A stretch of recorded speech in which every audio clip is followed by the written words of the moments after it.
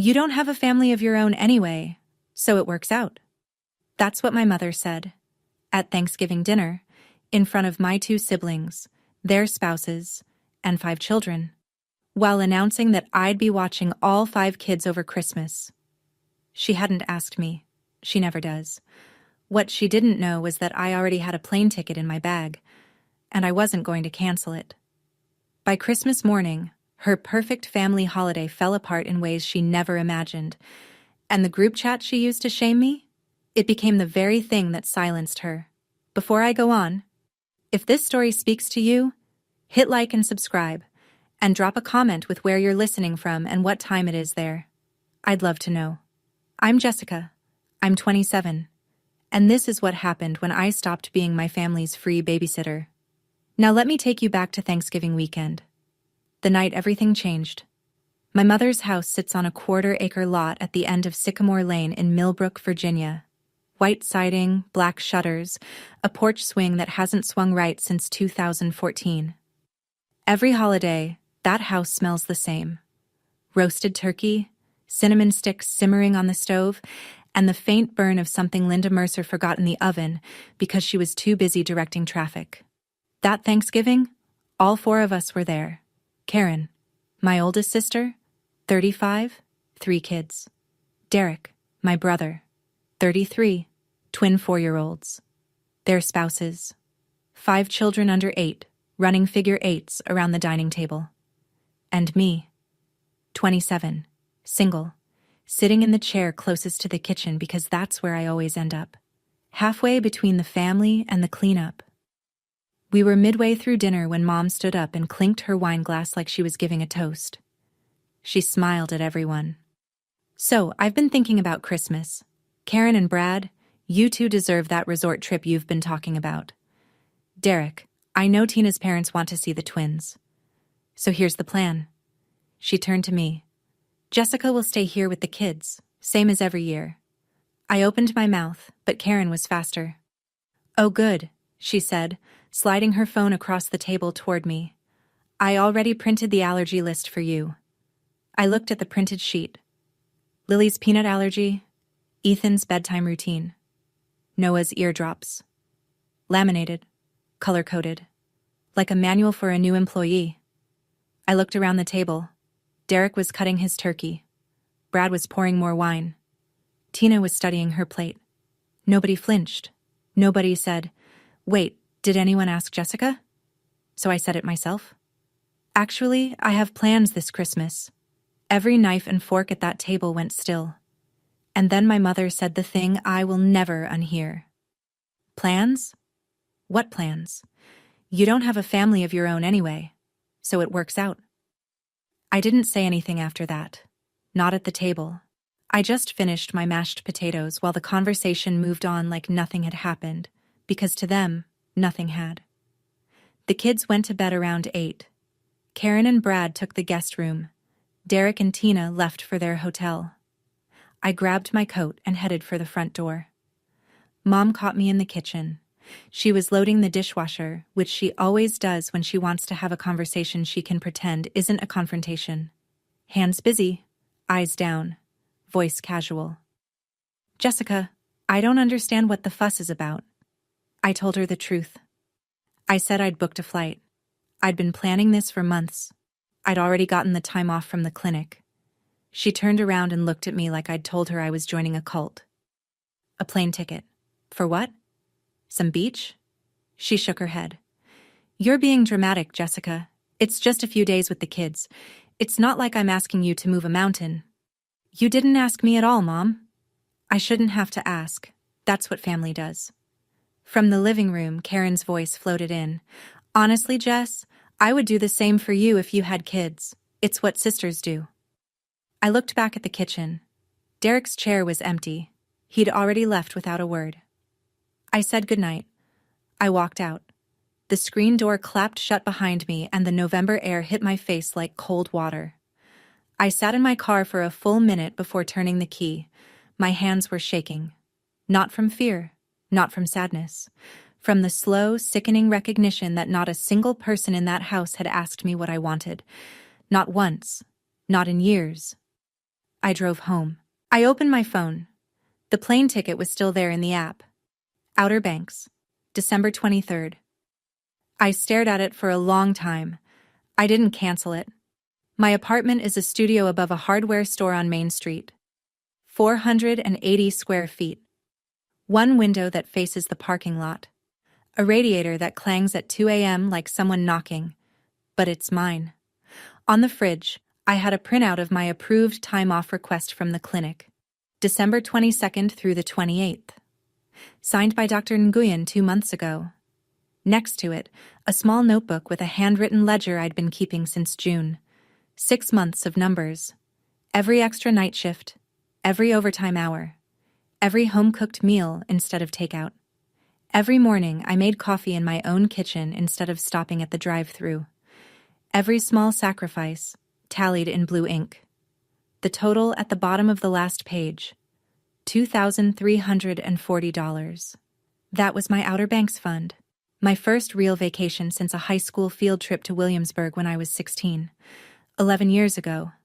Megan and I had split an Airbnb, a little cottage 2 blocks from the beach. I'd looked at the photos so many times the listing was burned into my memory. White curtains. A porch with 2 rocking chairs. The sound of waves close enough to hear through the screen door. I called Megan. She picked up on the second ring. I told her everything. The announcement, the allergy list, the laminated schedule, the line about not having a family of my own. Megan was quiet for a few seconds. Then she asked me something that cracked the whole thing open. Jess, when was the last time your mom asked you what you wanted for Christmas? Not what you could do for everyone. What you wanted. I opened my mouth to answer. Nothing came out. I scrolled through years of memory and came up empty. That's your answer, Megan said. The apartment was quiet. The radiator clanged. And on my phone screen, the booking still glowed. Confirmed. Outer Banks, December 23rd. 2 passengers. To understand why I almost canceled that ticket, you need to understand how this started. Not with a single moment, but with a pattern. One that took root so quietly I mistook it for normal. 4 Christmases ago. I was 23, fresh out of nursing school, working my first real job at Millbrook Family Health. Karen had just had Lily, 7 pounds, 2 ounces, colic that could wake the neighbors. She and Brad were running on fumes. Mom pulled me aside on Christmas Eve. She had that soft voice she uses when she's already decided something but wants you to think it's your idea. Honey, Karen needs a break. You're so good with kids. Can you just watch Lily for a few hours on Christmas Day so we can all enjoy dinner? A few hours? That's what she said. I still have the text message in my phone from that morning. Just a few hours, honey. You're the best. A few hours turned into the whole day. Lily screamed through lunch, screamed through dinner. I walked her up and down the hallway while everyone else sat around the table pulling crackers and passing the gravy. At 10 p.m., I ate leftover turkey alone in the kitchen. Cold plate, quiet house. Everyone had gone to bed or gone home. I washed my plate. I wiped down the counter. I drove home. The next morning, Karen called. Did Lily sleep through the night after you left? She didn't ask if I'd slept. She didn't ask if I'd eaten. She didn't say thank you, and I didn't think anything of it. Not then. I told myself Karen was exhausted, that Mom needed help, that this was what good daughters do. I believed it. That was year 1. The mold had been poured, and I didn't even notice. Year 2, the roster doubled. Karen had Ethan by then, a newborn who only slept in 20-minute bursts. Derek and Tina had the twins, Mason and Harper, barely 4 months old. Christmas at Mom's house now meant 4 children under 3, and 1 babysitter. Mrs. Karen and Brad went to a spa day on the 24th. Just a few hours, Karen said. They came back at 9 p.m. Derek and Tina said they needed to run out for last-minute shopping. They vanished until dinner. Around 3 in the afternoon, I ran out of diapers. I texted Karen. She Venmo'd me $50 with a single emoji. A hugging face. No, thank you. No, I owe you one. Just $50 and a digital hug for a full day of managing 4 infants alone in a house that smelled like spit up and gingerbread. Year 3 was worse. Karen was pregnant with Noah. She was on bed rest by Thanksgiving, so the Christmas setup started earlier. Mom called me the first week of December. "We need you at the house by the 23rd. Karen can't do anything this year." I tried. I said, "What if Karen and Derek each take a day? I'll take one day. They take the next. We rotate." Mom's answer was immediate. "They have spouses to spend time with, Jessica. You'll understand when you have someone."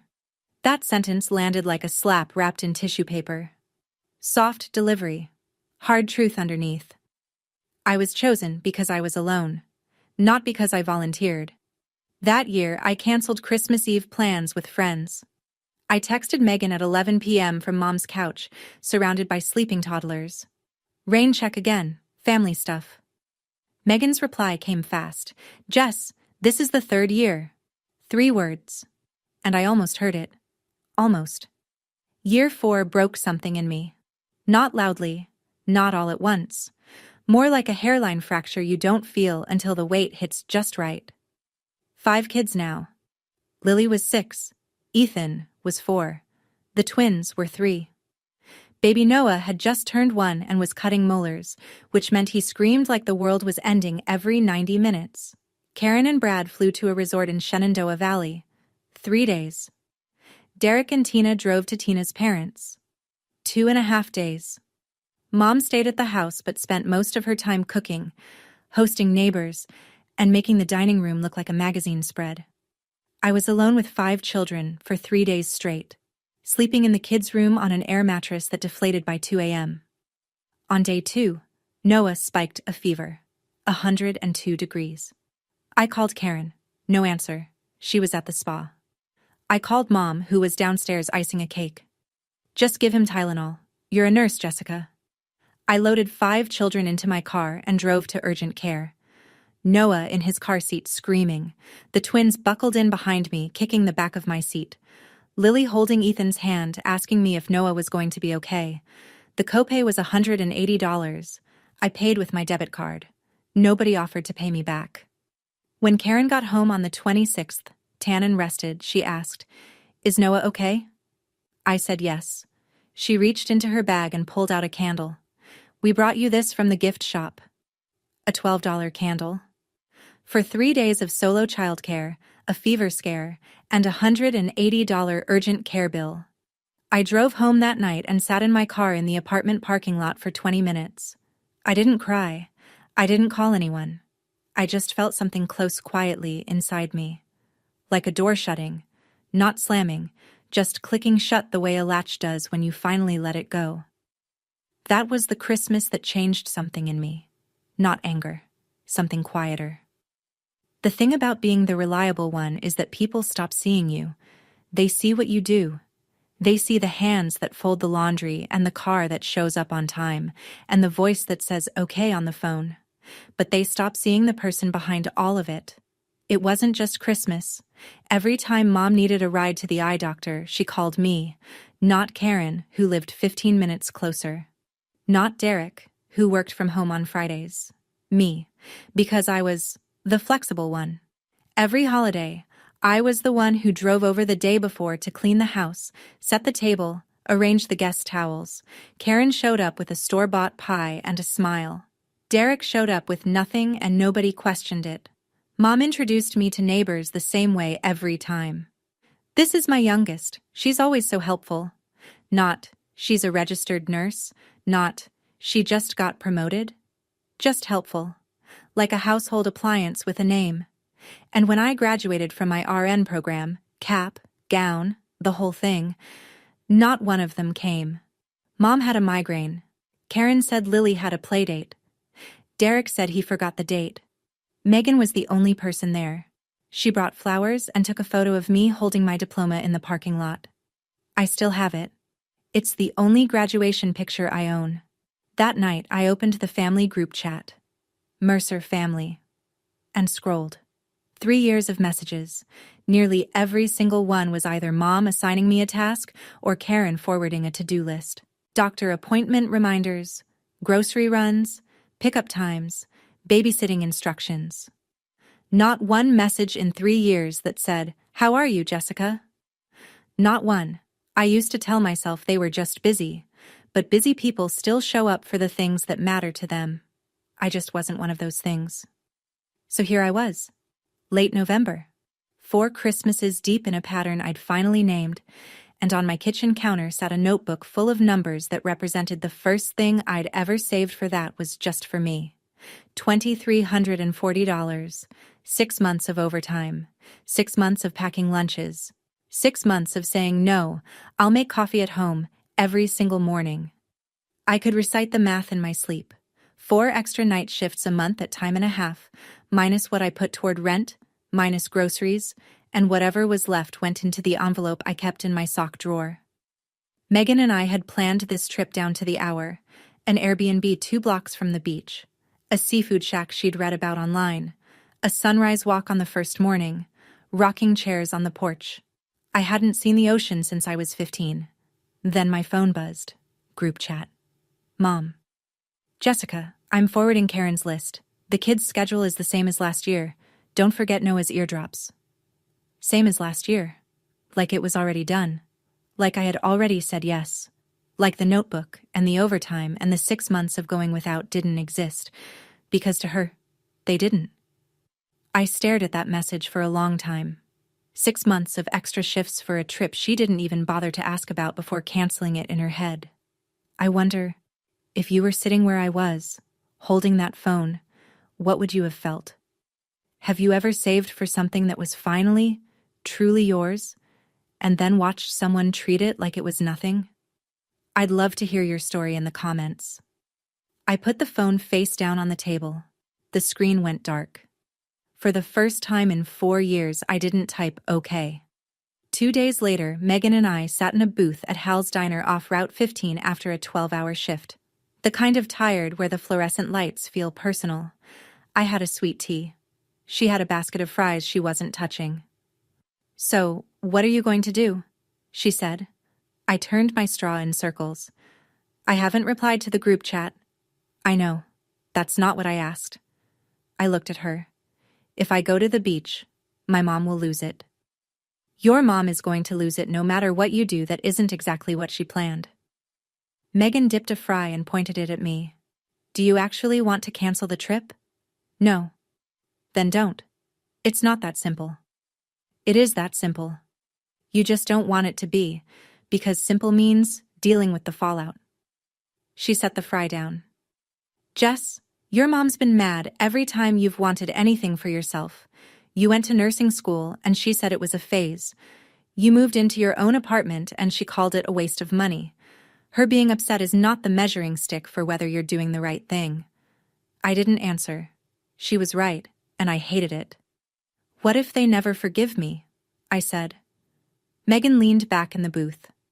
"What if you never forgive yourself for missing another Christmas of your own?" The diner hummed around us, plates clattering, the cook yelling an order number, a couple laughing by the register. I picked up my tea and took a long sip. "I'm going," I said. "I'm not canceling." Megan smiled. Just barely.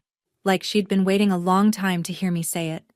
The only question now was whether I'd tell my family before I left, or let them find out on their own. The call came on a Wednesday evening. I was rinsing dishes in my apartment when my phone lit up with a name I didn't expect. Aunt Pauline? Pauline Hayes, my mother's younger sister, retired teacher. Lived alone in Keswick, 40 minutes south. She showed up to family events maybe twice a year, smiled politely, and left early. Most of the family thought she was just private. I'd always sensed it was something more. "Jessica, I hope I'm not catching you at a bad time." "No, Aunt Pauline. What's going on?" She paused. "I saw the group chat. Your mother posted that schedule and tagged you like you're the hired help. I just wanted to check. Are you okay?" I almost dropped the plate I was holding. I'd forgotten Pauline was in the group chat. She never posted, never reacted. I assumed she'd muted it years ago. She hadn't. "I'm okay," I said. "I'm just figuring things out." "I know what that means." Her voice softened. When I was your age, Linda made me organize every family reunion. Invitations, food, cleanup, all of it. I did it for 8 years. Not once did anyone offer to help. And when I finally stopped, your mother told the entire family I was the selfish one. She laughed, but it wasn't a happy sound. Sound familiar? My throat tightened. What did you do? I stopped showing up until they treated me like a guest, not the staff. Took about 2 years. But they came around. I was quiet. She let me be. Whatever you decide, sweetheart, I just want you to know, choosing yourself is not the same as abandoning your family. I whispered a thank you that probably didn't sound like enough. Then, just before she hung up, Pauline added something that changed everything. And Jess, I've been reading that group chat for 3 years. I've seen every message your mother sent about you. You should know that. The line went quiet. My kitchen felt very still. After Pauline hung up, I sat on my couch with the phone in my lap and opened the group chat. I'd read these messages before. Hundreds of them, over 3 years. But I'd always read them the way you read road signs on your daily commute. Background noise, routine, expected. This time, I scrolled with different eyes. Last Christmas, December 24th, 3:14 p.m. I was at urgent care with Noah, 5 kids in tow, and there was my mother, texting Karen in the same group I was in, as if I wouldn't see it. She's fine. She likes feeling needed. It gives her something to do. Karen's reply, 2 minutes later. Loyal, true. Better than her sitting alone in that little apartment. I kept scrolling. 2 years ago, the week after I'd suggested rotating babysitting duty. Mom to Karen. I'll handle Jessica. She'll come around. She always does. And then the most recent one, sent the night after Thanksgiving, less than 3 weeks ago. I'd gone home. I'd sat in my car with shaking hands. And while I was driving through the dark, my mother had typed this to Karen. Jessica doesn't have a real life anyway. She should be grateful we include her at all. I read it once. I read it twice. I read it a third time. Slowly, the way you reread a sentence that doesn't make sense until it suddenly makes too much sense. She should be grateful we include her at all. I set the phone down. I pressed my palms flat on my knees and breathed. I didn't screenshot anything. I didn't need to. Those messages were sitting in a group chat that every member of the family, including Aunt Pauline, could scroll through any time they wanted. I picked the phone back up and called Megan. 1 sentence. We're going, and I'm not telling anyone. The next 2 weeks were the strangest of my life. I went to work. I came home. I cooked dinner. I replied to texts from friends. And the whole time, I carried a secret that sat in my chest like a warm stone. The group chat kept pinging. Mom sent updates almost daily. Noah's nap schedule, Ethan's new food sensitivity, the brand of wipes Lily preferred. Every message was addressed to me, but none of them were really for me. They were instructions. Dispatches from a general to a soldier who hadn't been asked if she wanted to enlist. I read them all. I didn't reply to any of them. I just tapped seen and moved on. At home, I packed my bag slowly. 1 carry-on, sundresses, a swimsuit, sandals, a paperback I'd been meaning to read since the summer. I put my out-of-office on at the clinic. I confirmed the Airbnb. I checked the weather in Outer Banks. Mid-50s, sunny, light wind off the water. Not beach weather for most people. Perfect weather for me. 1 week before Christmas, Mom called. So you'll be at the house by noon on the 23rd, right? Karen's flight is at 3. She needs to leave by 1. I held the phone against my ear and looked at my suitcase sitting by the door. I'll let you know, Mom. Silence. What do you mean, let you know? It's Christmas, Jessica. I'll let you know. I could hear her breathing. I could hear the gears turning. The recalculation, the irritation, the barely controlled need to say something sharp. But she didn't push it. Not yet. She thought she had time. She thought I'd come around. I always had before. I hung up, and the apartment went quiet. Just the radiator and the sound of my own breathing, Following through on my own plans felt like the most radical thing I'd ever done. December 21st, our last shift before the break. Megan and I ate lunch in the staff room at the clinic. Plastic chairs, a microwave that smelled like last week's soup, and a window that looked out at the parking lot where my car sat packed and ready. "Are you nervous?" Megan asked, peeling the lid off a yogurt. "A little," I said. "Not about the trip. About my phone on the 23rd. Turn it off." "I can't. What if something's actually wrong with one of the kids?" Megan thought about it. "Then leave it on, but don't pick up unless it's a real emergency. You'll know the difference between panic and guilt trips. You've had enough practice." My phone buzzed on the table between us. Group chat. Mom had sent a photo. The house, fully decorated. Garland on the staircase. A wreath on the front door. A tree in the living room with mismatched ornaments the grandkids had made. Below the photo, her message. "All ready for the family. Jessica, the kids' room is set up. I put the air mattress in there for you too." Megan leaned over my shoulder and read it. She looked at me. "Air mattress. In the kids' room." "Yeah. She set up a bed for you in the room with 5 children." "Yeah. Not the guest room, not the couch. The kids' room, with the crying toddler and the twins who kick in their sleep." I said nothing. Megan sat back. "You know what the Airbnb in Outer Banks has?" "What?" "King beds." She pointed her spoon at me. 2 of them." I laughed. It was the first real laugh I'd had in weeks, the kind that starts in your stomach and pushes everything else out of the way, even if just for a second. 2 days, 48 hours, and I'd be somewhere no one had assigned me to be. December 22nd, 9 p.m., the night before everything. My apartment was dark except for the lamp on the nightstand and the blue glow of my phone.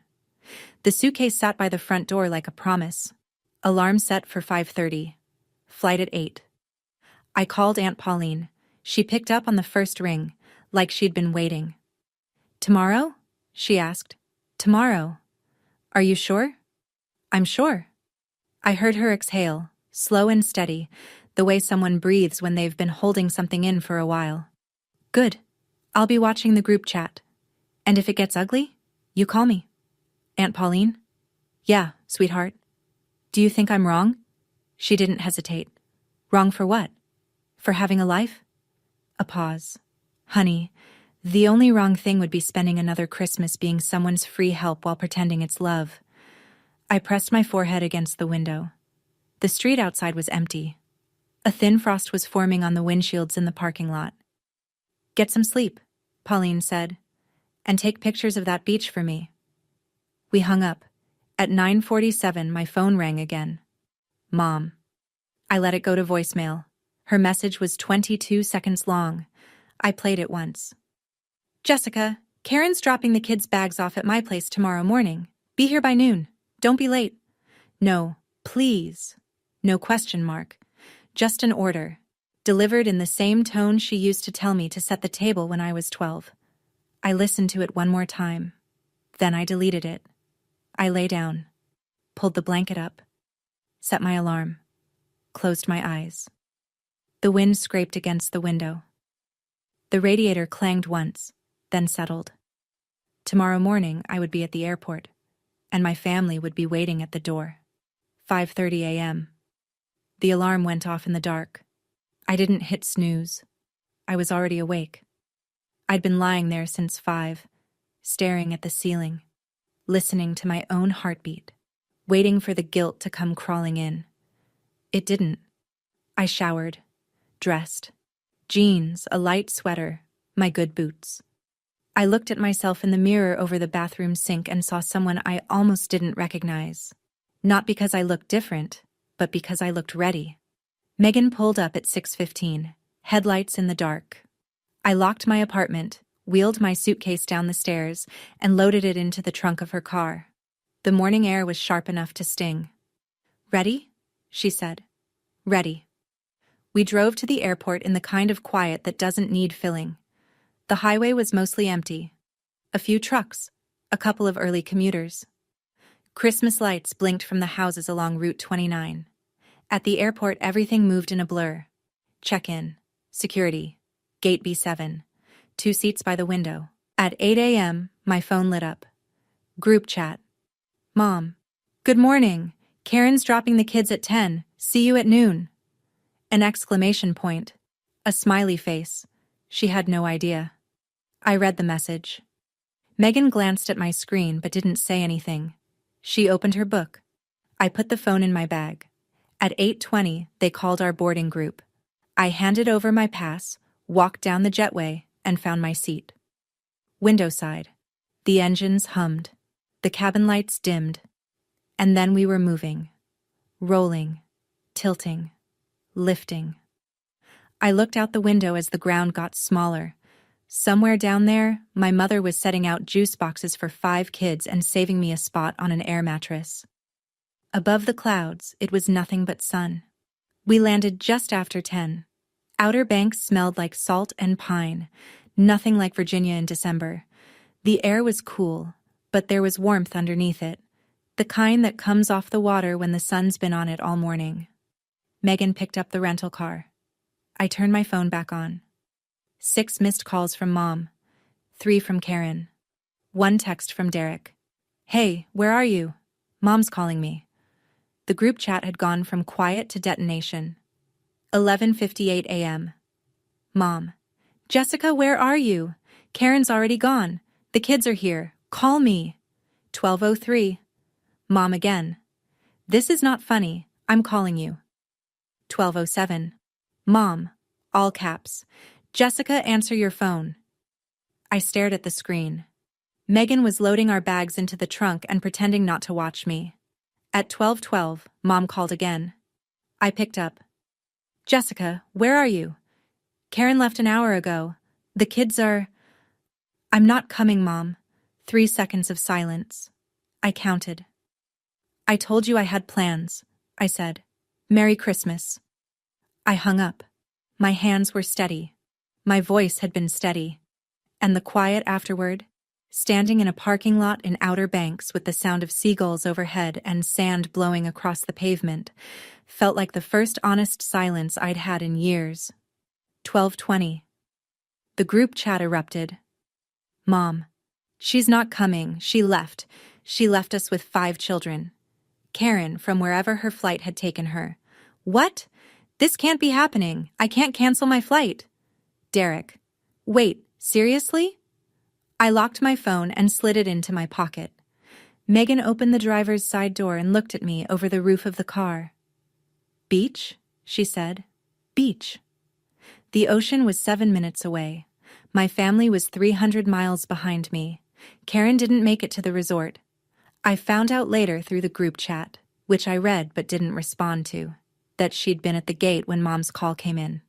Her flight was boarding. Brad was already in his seat. And Mom was on the other end of the line with 5 kids screaming in the background saying, You need to come back. Jessica isn't coming.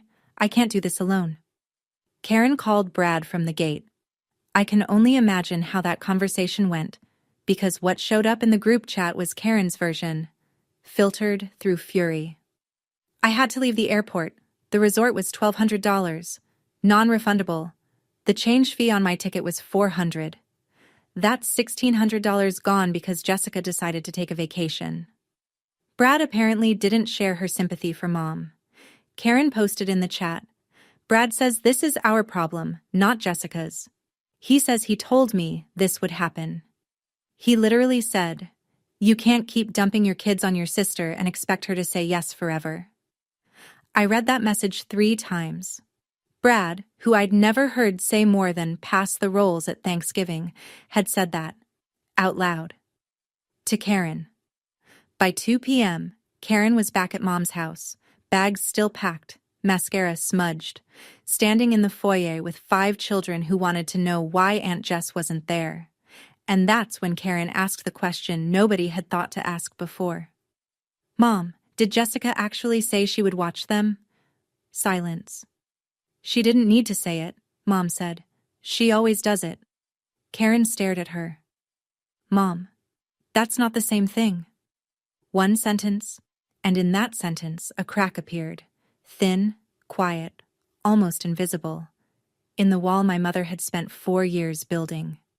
Derek had always been the quiet one. Not quiet in a thoughtful way. Quiet in a convenient way. The kind of quiet that lets you sit through 4 years of someone being used and never have to say the uncomfortable thing. But on December 23rd, his wife said it for him. Derek and Tina were 2 hours away at her parents' house when Mom called. I pieced this together from his messages in the chat. Mom wants us to come back, Derek posted. She says she can't handle the kids alone. Tina apparently took the phone. What came next wasn't from Derek. The tone was too direct, the punctuation too clean. Linda called and told Derek to drive back to help with the kids. We just got here. My parents cooked all day. We're not leaving. Then, 20 minutes later, Derek posted again. And this time I could tell Tina was standing over his shoulder because he wrote something I'd never seen him write before. An actual opinion. Mom, I think we need to talk about this after Christmas. Jessica might have a point. Mom's reply was instant. A point? She abandoned this family on Christmas Eve. Derek didn't respond, but Tina did. Not in the group chat. She texted me privately. I didn't see it until later that night, sitting on the porch of the Airbnb with a blanket over my knees and the ocean a block away. Hey Jessica, it's Tina. I want you to know something. We pay our babysitter $20 an hour. You watched 5 kids for 3 days last Christmas. That's over $700 in free labor. And your mom called you selfish for stopping. I just want you to know, you're not the selfish one. I read it twice. Then I held the phone against my chest and listened to the waves. My mother has always been good at one thing above all else, controlling the story. She did it when Dad left. She did it when Pauline pulled away. And on the night of December 23rd, she did it again. I was sitting in a small seafood restaurant near the pier, sharing a plate of shrimp with Megan, when my phone started buzzing with numbers I hadn't seen in months. Uncle Ray, Aunt Donna, a cousin from Roanoke I hadn't spoken to since last Easter. Uncle Ray's text. Jessica, your mother says you walked out on the family? That doesn't sound like you. Call her. Aunt Donna. Honey, it's Christmas. Whatever happened, family comes first. A cousin I barely knew. Heard you ditch the kids? That's cold, Jess. Mom had called them. Every one of them. She'd gone down her contact list like a general rallying troops, and she'd told them her version. The one where I vanished without warning. Abandoned 5 helpless children, and ruined Christmas because I wanted a beach vacation. She left out the part where she never asked me. She left out 4 years of unpaid babysitting. She left out the air mattress and the urgent care bill and the group chat messages she thought nobody was reading. Megan watched me scrolling. What are you going to do? Nothing. Not tonight.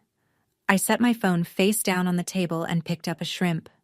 My mother had spent 30 years building the story of who she was, the sacrificing mother, the selfless matriarch, and I'd spent 27 years being a supporting character in it.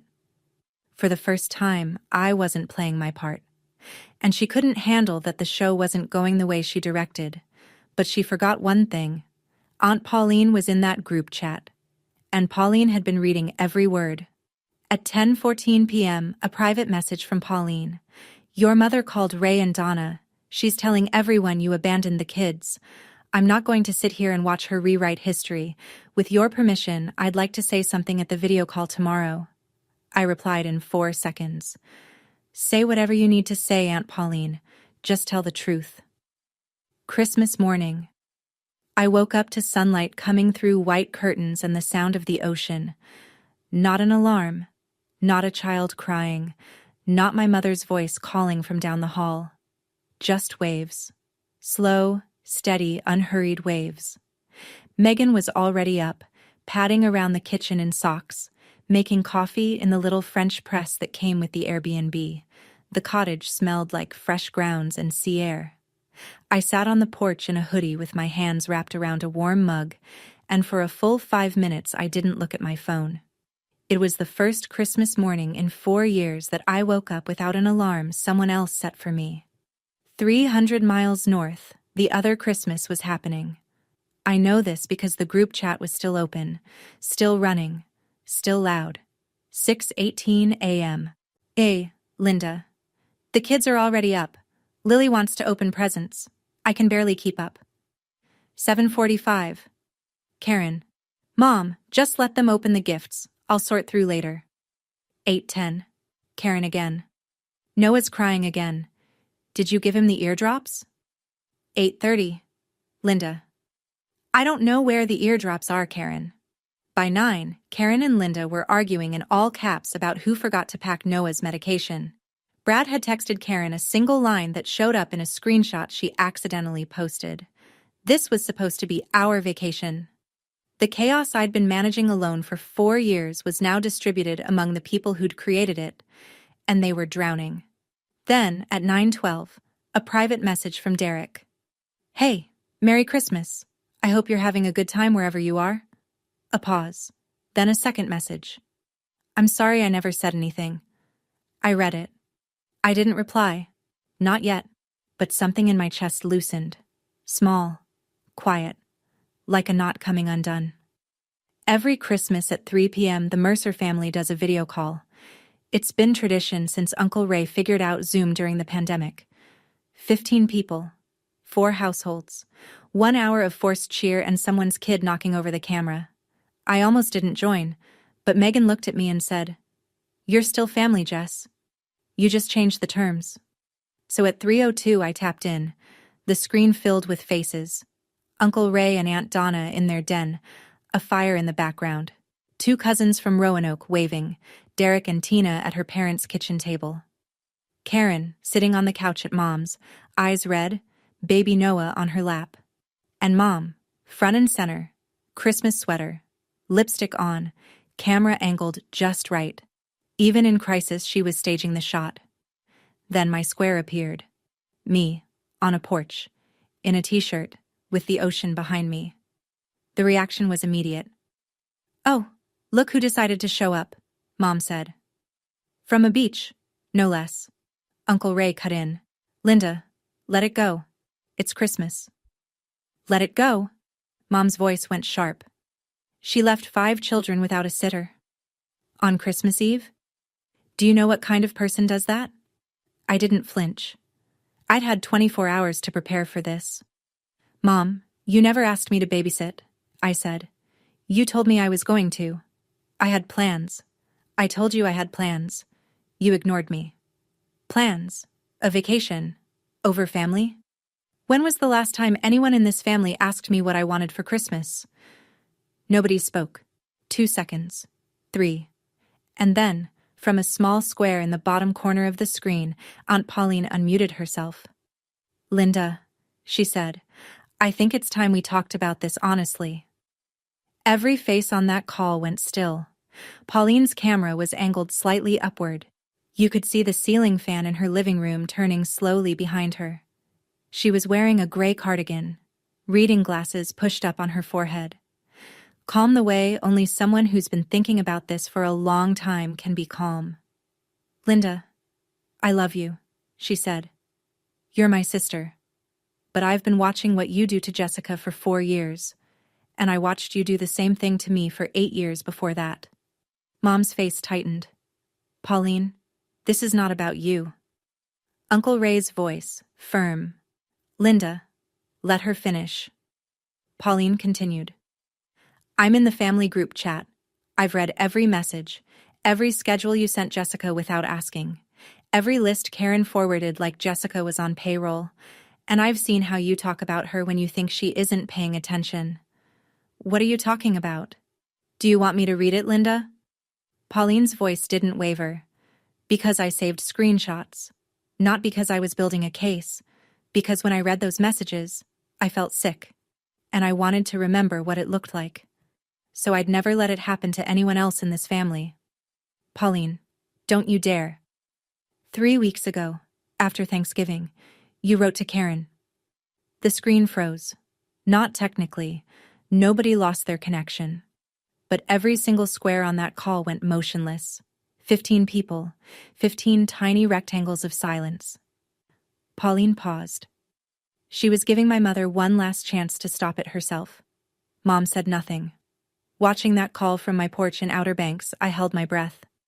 Because I knew what was coming. I knew what those messages said. And in a few seconds, so would everyone else. And I wondered, have you ever had a moment where the truth you'd been afraid of was about to be said out loud by someone you didn't expect? What did that feel like? I'd genuinely love to know. Share it in the comments. Pauline adjusted her glasses, and she began to read.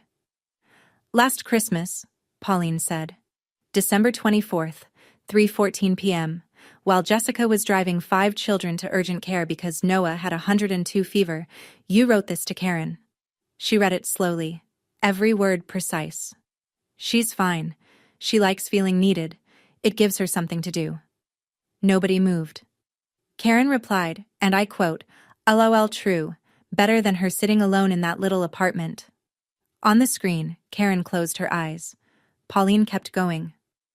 2 years ago, after Jessica suggested rotating babysitting duty, you wrote to Karen, I'll handle Jessica. She'll come around. She always does. Mom's mouth opened, but nothing came out. And this one, Pauline said. Her voice dropped half a register. 3 weeks ago, the night after Thanksgiving, after your daughter told you she had plans, and you laughed in her face. You typed this. She held up her phone to the camera so everyone could see the screenshot. Then she read it aloud. Jessica doesn't have a real life anyway. She should be grateful we include her at all. Silence. Not the polite kind. Not the kind where someone's about to change the subject. The kind that presses in from every direction. Heavy. Total. Suffocating. 15 squares on a screen. No one typing. No one shifting. Somewhere in my mother's living room, the furnace clicked on. Through her microphone, I heard something I'd never forget. The soft, barely audible sound of snow falling against the window. 5 seconds. 10. The longest silence in the history of the Mercer family. Uncle Ray broke it. His voice was low, careful, like a man choosing every word on purpose. Linda, is that true? Did you write that? My mother's eyes were wet. Her mouth moved. It was taken out of context. And from the couch behind her, Karen said, Mom, I was in that chat. I read them too. They weren't out of context. What happened next was a masterclass in a person running out of weapons in real time. Mom tried guilt first. She always does. I raised those kids alone, she said, her voice cracking. After their father left. 18 years. No help. No breaks. And this is how you all repay me? By ganging up on me on Christmas Day? Aunt Donna, calm as glass. Linda, nobody is ganging up on you. But what Pauline just read? That's not how you talk about your own daughter. Mom pivoted. Gaslight. Second weapon. Jessica is being dramatic. She's always been the sensitive one. One vacation and suddenly the whole family is against me. Derek, who hadn't spoken up for me once in 4 years, unmuted himself. Mom, she's not being dramatic. His voice was halting, like a man unlearning silence in real time. She asked us to take turns 3 years ago. We all said no. I said nothing. That's on me. Mom stared at his square on the screen.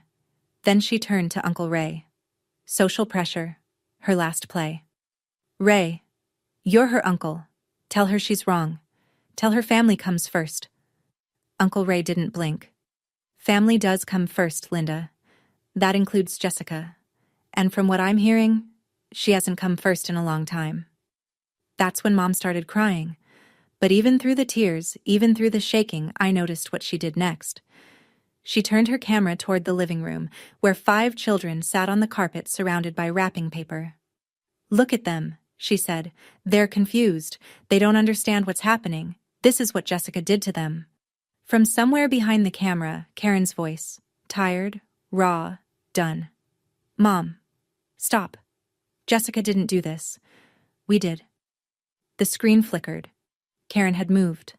and my mother sat alone in the frame, crying into the silence of her own making.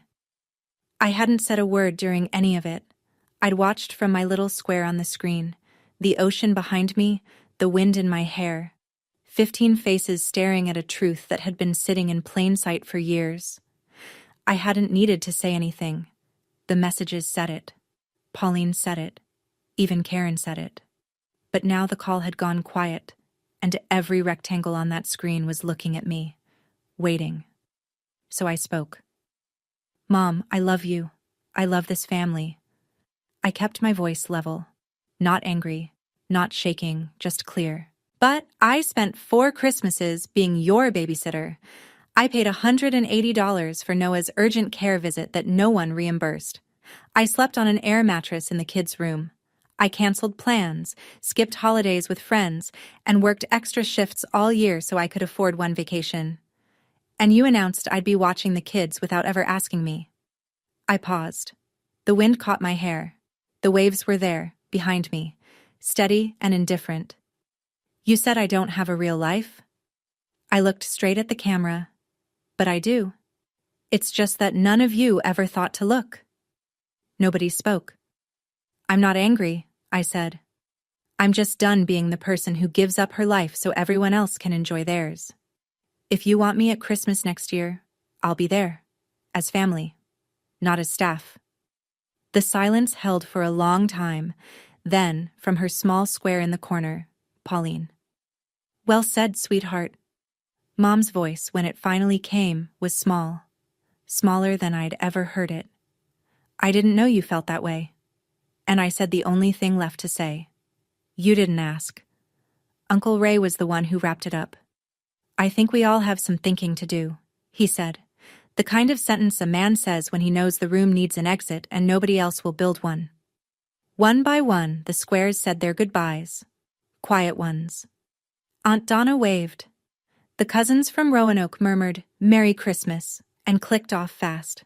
Derek gave a small nod before his screen went dark. Karen didn't say anything. She just looked at the camera for a second, then reached forward and ended the call. Mom turned off her camera without a word. I sat on the porch for a long time after the screen went black. The sun was dropping toward the waterline, turning the sky the color of copper and apricot. Somewhere down the block, someone was grilling. The smell of charcoal drifted up with the salt air. Megan came out with 2 mugs. Chamomile tea, because she knows I don't like coffee afternoon. She sat in the chair next to mine and didn't ask how it went. She'd heard most of it through the screen door. I waited for the guilt to hit. That familiar voice. The one that had whispered for 4 years. "You should have just gone. It would have been easier." But it didn't come. Instead, I felt something I hadn't felt in years. Space. Room to breathe. Like I'd been holding my breath for 4 Christmases and finally, slowly, completely exhaled. At 7 p.m., a text from Karen.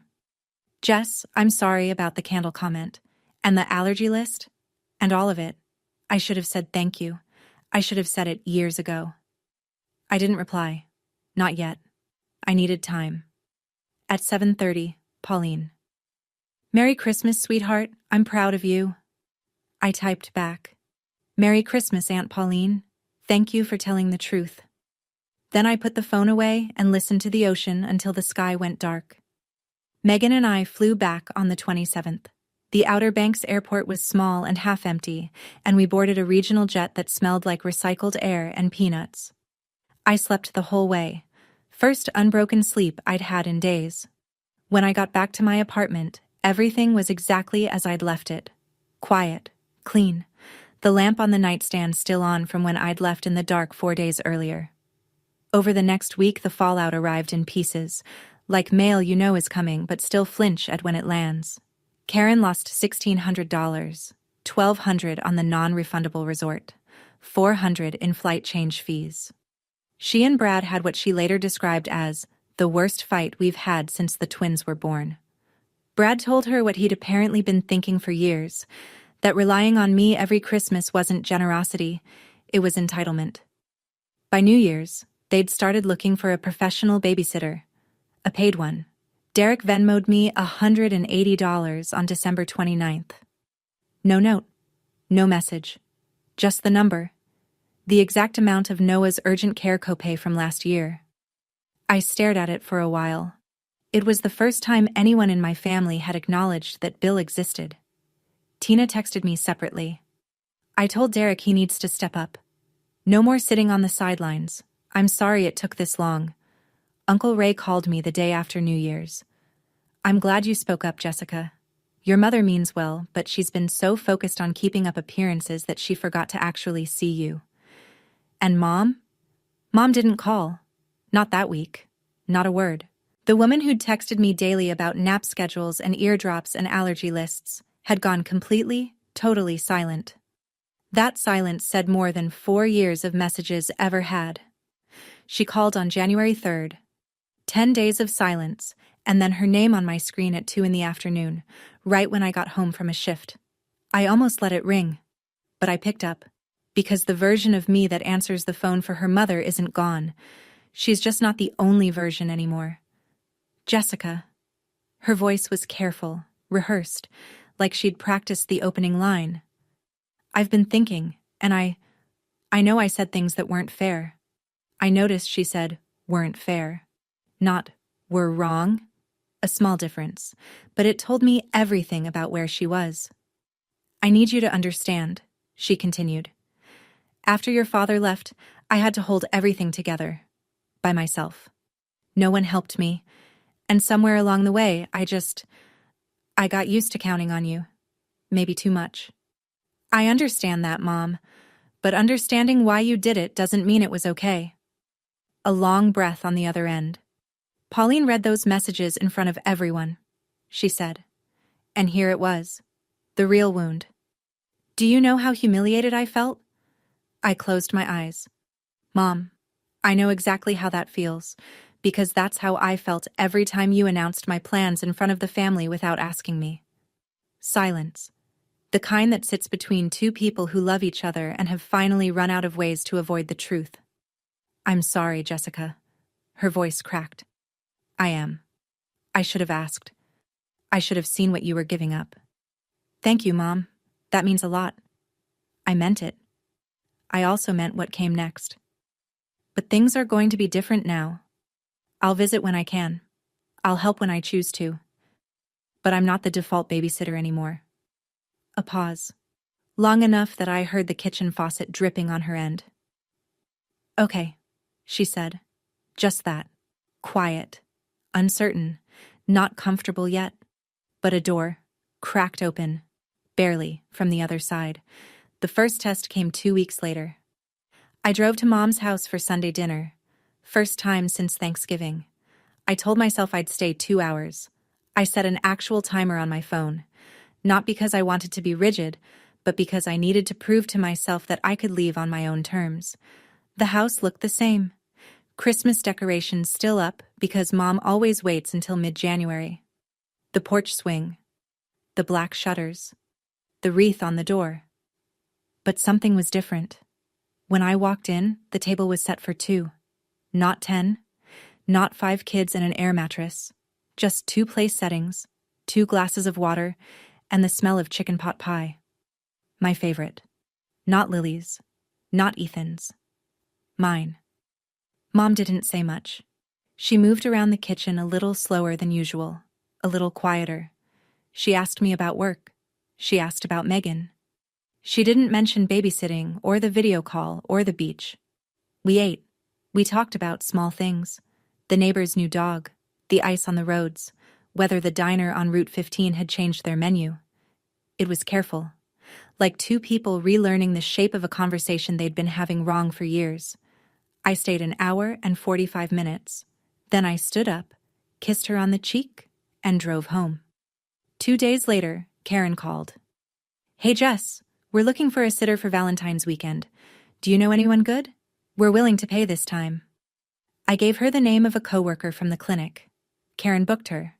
$20 an hour. No laminated list.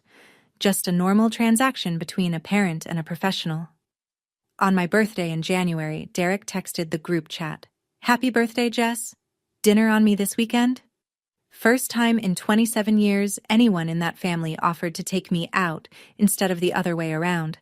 I didn't burn any bridges. I just stopped crossing the ones that only went one way. It's February now. The snow outside my apartment window is starting to melt. Slow drips from the gutter, little rivers running down the parking lot toward the storm drain. Spring's not here yet, but you can feel it getting closer. On my fridge, there's a new photo. Me and Megan on the porch of that Airbnb in Outer Banks, coffee mugs raised, the ocean blurred and blue behind us. Next to it, a picture of me and Aunt Pauline from New Year's, her arm around my shoulder. Both of us laughing at something I can't remember now, but it doesn't matter.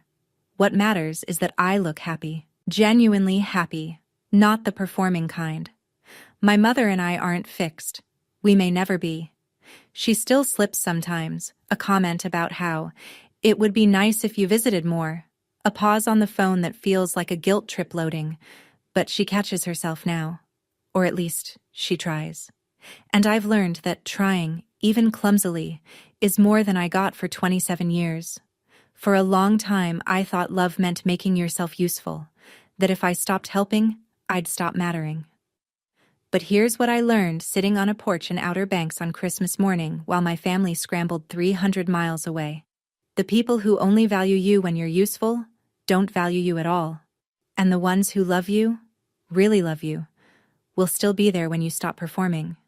If you're the one in your family who always says yes, the one who cancels plans, covers the cost, watches the kids, sets the table and clears it, and nobody ever asks what you need, I just want you to know this. You're allowed to stop. Not because you don't love them, but because you love yourself enough to finally take up space. That's my story. If it reminded you of yours, I'd love to hear it in the comments. What would you have done? Boarded that plane or stayed? And if you've already drawn a line with your own family, how did it go? Every story down there helps someone else feel less alone. If this one meant something to you, hit like and subscribe. It genuinely helps more people find these stories when they need them.